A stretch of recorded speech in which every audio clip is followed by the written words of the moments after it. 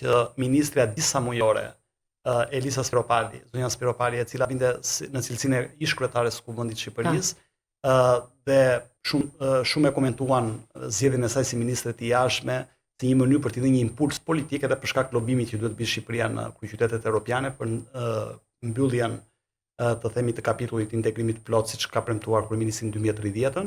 Befas u vure që zonja Spiropali u paralajmërua madje nga kryeministri që Ministria e Jashtme nuk punon askush, përveç ministres tha dhe Rojës Godinës, dhe me njëherë më pas vjen shkarkimi i ministres. Ndonjë koment lidhje me këtë? Dgjoni, unë nuk shoh që ka pasur në një arritje të madhe politika jashtme e Shqipërisë në këto vite dhe në ndritimin e ministrave të tjerë të qeverive Rama. Nuk kam vënë re diçka e cila të jetë cilësore, që të jetë me të vërtetë dukshme. Pse ndodh kjo? Sepse ne kemi pas profile ndryshme. Zoti Igliasani për shumë vinte nga organizata ndërkombëtare, në Australi. Po, mund të vini nga organizata ndërkombëtare. Kjo ndodh pikërisht me parcializimin e institucioneve dhe dikastereve, por në të njëjtën kohë edhe me përvecimin e disa pikave kyçe në politikë bërje.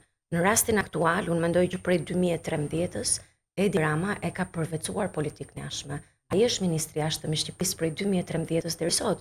Një njeri i cili shfaqet në çdo takim ndërkombëtar dhe bën ato show-t e tij, duke menduar që mund të marrë të fitoj pikë personale në rangun ndërkombëtar, diplomacia është komunikim në fundit. Dhe ai e bën e ka kryer. Benefitesh apo dëmesh i ka sjell kjo? I ka sjell dëme shumë të mëdha Shqipërisë. I ka sjell dëme shumë të mëdha politikës jashtme. Pra ju thash, politika e jashtme e Shqipërisë është politika e jashtme e Edi Ramës, nuk është politika e jashtme e shtetit shqiptar në këto vite. Pra ka funksionuar. Dhe dikur zonja Milva Ekonomi kanë thënë që eksporti më i madh që ka Shqipëria me Iden Albania është zoti Rama. Ç'të keq që ka nëse personalizohet politika e jashtme? Jo, pikërisht sepse ne jemi në një sistem parlamentar, ne nuk jemi në një sistem presidencial. Këtë mund ta thoja nëse do të ishte puna për Shtetet e Bashkuara të Amerikës apo edhe për Francën, por nuk do ta thoja në asnjë mënyrë për një vend si Shqipëria kur je një republikë parlamentare.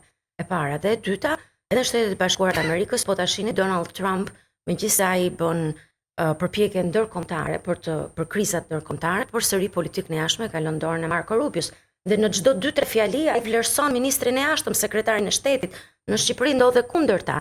Të gjitha meritat në thojza që zoti Rama mund të japi një ministri të jashtëm apo diplomacisë shqiptare ai merr për vete.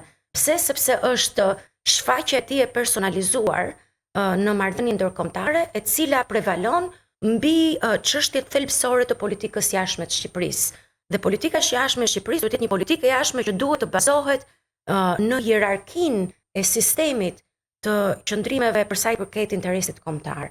Në vitin 2000, në Shtetet e Bashkuara të Amerikës ka qarkulluar një paper shumë interesant, e cila ishte bërë nga afërsisht 200 specialistë të politikës jashtme, duke përfshirë këtu ish sekretar shtetit dhe sekretar shtetit. Kjo ishte një ushtim që bëhej nga Harvard University dhe quhej hierarkia e interesave kombëtare. Dhe thuaj që politika jashtme amerikane në 50 vitet e ardhshme duhet bazohet në hierarkinë e interesave kombëtare. Aty ka emrin Condoleezza Rice, ka Madeleine Albright dhe shumë të tjerë. Flas për 200 specialistët më të mëdhenj amerikanë të politikës jashtme dhe të sigurisë në të njëjtën kohë, sepse janë të dyja të ndërthurura. Dhe kam argumentuar gjithë këto vite që Shqipëria pikërisht duhet të ketë një hierarki të interesave kombëtare.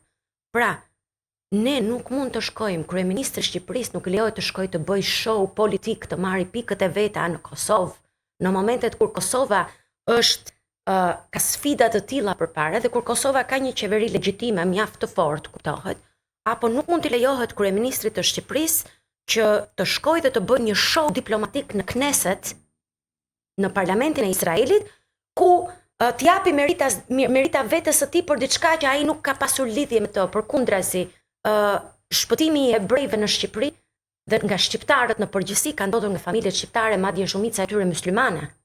Dhe asnjë fjalë nuk është folur për këtë në Knesset, përkundrazi meritat janë të Edi Ramës për gjithçka që është bërë në marrëdhëniet me Izraelin. Pra, përvecimi politikës jashtme duhet nuk mund të ndodhi kurrë, para dhe dyta duhet bazohet në interesat dhe në këtë hierarki. Kush është interesi vital i Shqipërisë? Kështu fillon hierarkia, është si piramidë. Interesi vital i Shqipërisë faktikisht është çështja kombëtare shqiptare. Çështja kombëtare shqiptare është Kosova.